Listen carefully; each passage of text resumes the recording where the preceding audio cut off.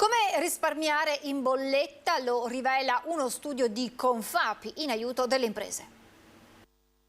Dopo il picco del costo di gas ed energia elettrica di agosto, che ha sfondato rispettivamente i 300 e i 500 euro a megawattora, ad oggi, ridotta la morsa speculativa, i prezzi stanno tornando lentamente a valori più contenuti, sebbene ancora troppo alti e che vanno da 2 a 4 volte in più rispetto alla media dell'ultimo triennio. Straordinariamente, ma questa è una conferma sempre della natura dei nostri piccoli imprenditori, nessuno ha chiuso e nessuno ha messo in cassa integrazione. Settembre-ottobre abbiamo tutti lavorato e continueremo a lavorare anche nei prossimi mesi. Come risparmiare in bolletta? Lo indica l'ultimo studio condotto da Confapi, la Confederazione della Piccola e Media Industria di Venezia. Ha messo a confronto le varie strategie adottate dagli imprenditori del territorio.